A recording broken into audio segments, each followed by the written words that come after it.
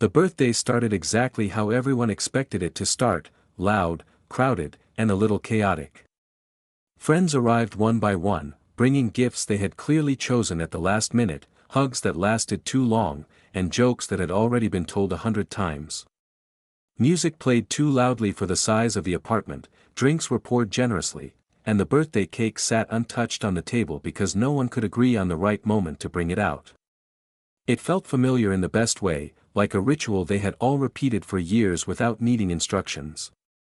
Laughter filled every corner, conversations overlapped, and for a while, nothing existed beyond that room and the people in it. As the evening went on, the energy shifted in small, almost invisible ways. Groups formed and dissolved, some friends ending up on the balcony talking about life, others on the couch laughing over old photos pulled up on someone's phone.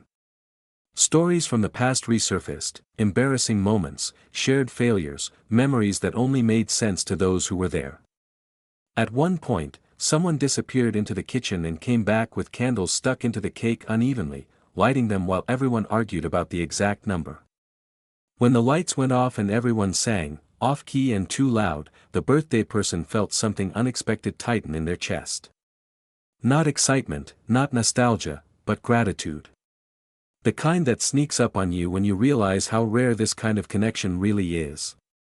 Later in the night, when the music softened and conversations slowed, honesty crept in. Someone admitted they were struggling more than they let on. Someone else confessed they felt lost and didn't know what they were doing with their life. Instead of awkward silence, there was understanding. People listened. Advice was offered gently, without judgment. Jokes returned when things got too heavy, not to dismiss the feelings, but to remind everyone they weren't alone. The birthday stopped being about gifts or age or celebration and became something deeper, a pause where everyone could be real without fear of ruining the mood. By the time the night ended, the apartment was messy, voices were tired, and goodbyes lasted longer than planned. Hugs felt tighter, promises to meet again sounded more sincere. Cleaning up alone afterward, the birthday person looked around at the empty glasses and scattered decorations and smiled. This wasn't just another year added. It was proof of something lasting. That friendships built over time, through mistakes, growth, and shared history, don't fade quietly. They show up, loudly and imperfectly, reminding you who you are and where you belong. And that, more than any gift, was what made the birthday unforgettable. The morning after the birthday felt slower, heavier, but strangely warm.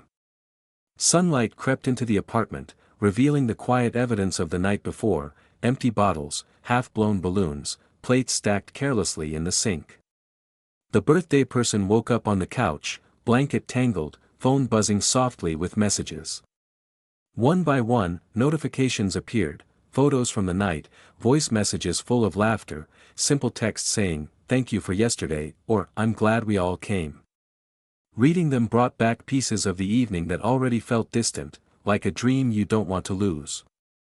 Cleaning up took longer than expected, not because it was difficult, but because every object seemed tied to a moment. A glass reminded them of a deep conversation on the balcony. A jacket left behind carried the smell of familiar perfume and the sound of shared laughter. Instead of feeling lonely in the quiet, they felt full. Birthdays used to be about attention, about feeling special for one day. This one felt different. It felt grounding, like a reminder that being seen regularly, imperfectly, by the same people mattered more than any spotlight. Over the next few days, the group chat stayed unusually active. Plans were suggested and half-made, jokes continued, and support carried over into real life. One friend followed up on a late-night confession with a sincere check-in. Another invited everyone for coffee, just because.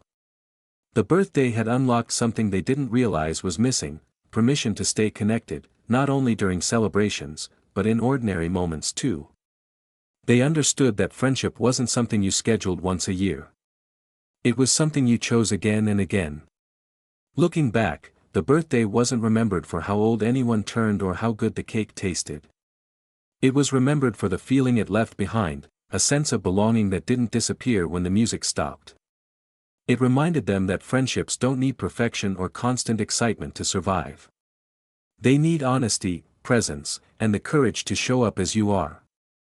And long after the decorations were gone, that birthday continued to quietly shape their lives, proving that sometimes the best celebrations aren't about marking time, but about strengthening the bonds that carry you through it.